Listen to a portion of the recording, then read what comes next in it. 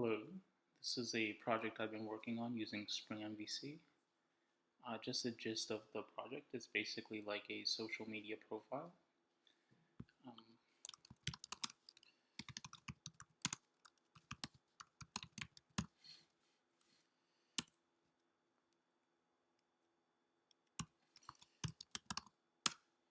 okay. So everything is up to date with my Git repository. Okay.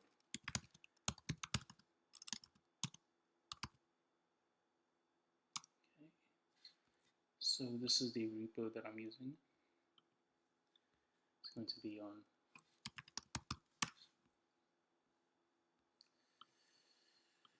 here, and basically this is a Spring Mongo DB security and MVC project using Thymeleaf. So first thing we want to do is that we want to start a MongoDB instance. Okay, now MongoDB is running on this port. To test functionality, we would go, okay.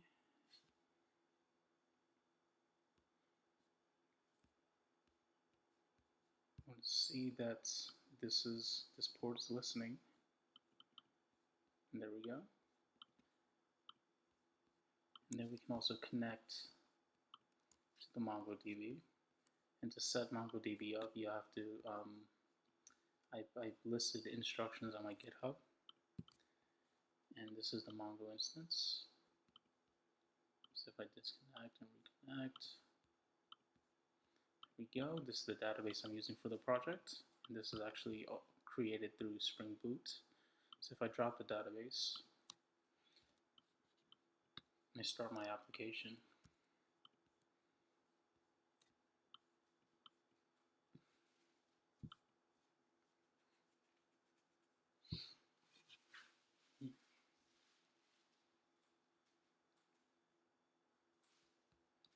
Let's give it a second. Okay, this is the workspace I'm using. Now to set up MongoDB, there's a common issue for all systems where you have to specify the data/db folder. So depending on the error that you get, you'll have to just create that folder path. So here's the project for my GitHub. And the architecture design of the project is a single project. It's not separated into multiple projects just for simplicity. And what I did do in the back end was create multiple packages. So here's the Thymeleaf project, and in here we integrate app security. This is just generally just adding permissions and restricting pages. So a very general concept, and the interface is actually instantiated from security. Security is going to add all these pages and restrictions. Okay, so app start, we can see that the configuration is an MVC project, and we're going to scan our base right here, and our repository is going to be in this folder, which is repo. Okay. So DB Seeder, this Spring Boot has this nice auto command line runner, which is going to run on the startup application. So these are all my startup components to this app. And it's going to basically build the structure of the database. So if you have any kind of scripts that you would like to populate your database with default entries, this is a really good way to build that. And it's just for demonstration's sake. And in the web config, I just the feature of web security using Spring Security is that you have to really specify permissions explicitly for your resource folder. And it also has CSRF forgery protection and stuff like that. So that's why I decided to use that for more of a long-term development. So these are my just models that I'm using.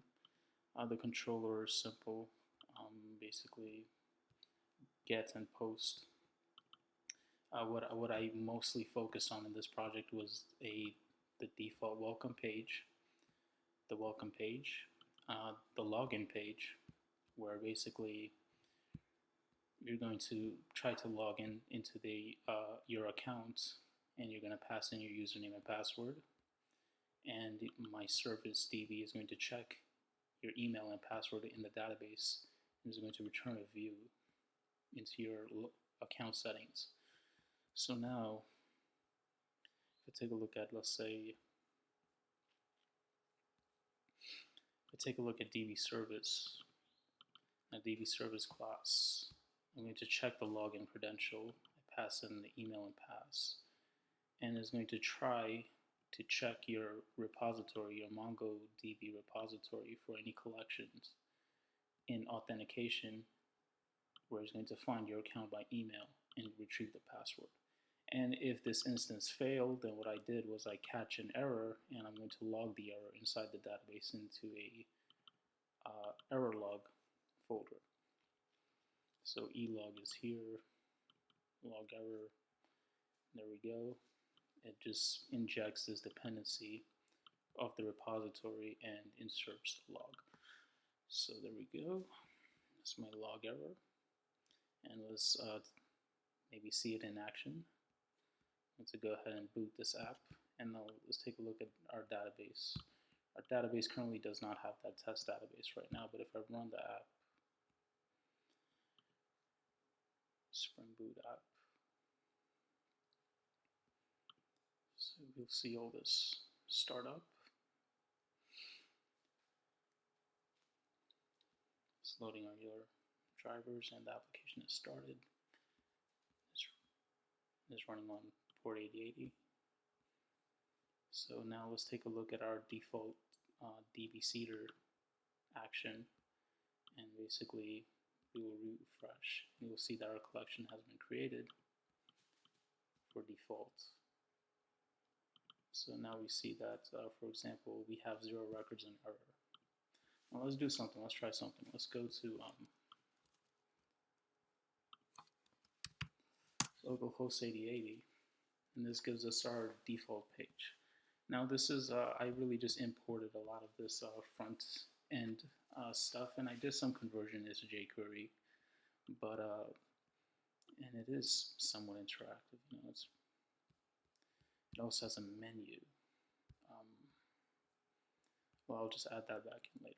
So basically, this is just the title of my project. It's a free interactive user rating site to showcase your impressions from everyday people. And this is just going to be the entry page, and maybe I'll create some single sign-on features in the future. Okay, now I should have maybe created a login link, but the login link I would click on, and it'll send me to this page, and this is just really a template. And the design is not really implemented, but I'll create a login. There'll be some sort of login credential. So I'm going to false login, so false at email.com. And let's say I'm going to give a fake password. Now this value, let's check to see that, you know, my authentication is a real authentication. So let's look at all the documents in here, and the document of profile that I have is with a test email account and a test password. So this data entry does not exist. So let's see what happens. I try to log in. I'm gonna launch this in debug perspective. So what happens is that we go to a post mapping. We have email, and the value is false at email.com. This value we know does not exist in the database. So what would happen? Our DB service will check the login credential and is returning false. But actually, I want to go back to seeing what would happen in the service. So in here, I'm doing a try method where it's going to try to see if the password is equal to the password in the repository. But if it fails and you get a null value, it's going to capture a null pointer exception and it's going to log it into the database. What was the error log? So at this point, it actually returned false. So if I go back into my login controller, we see that if this fails, If this condition fails, check login credential failed, then it's going to go return login. So basically, it failed. We know that it failed, and it has logged into our repo.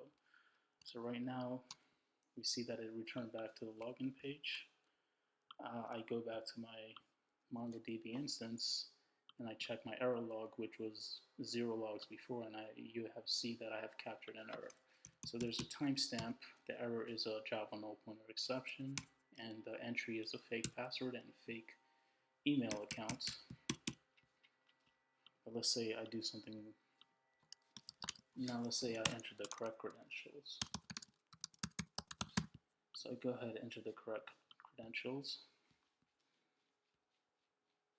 You see that it's going to go check DB service. We see that our values in here will be populated. So our auth repo does something.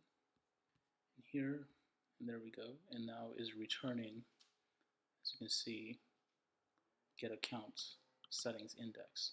And if I go through this and I see where I ended up on my page, this is the account settings page. Now the style is a little off, of course. I mean, I have not completely finished it, but this would be like the entry to your profile, and it's all messed up at the moment. But it would require some work, but we get the basic gist of the application.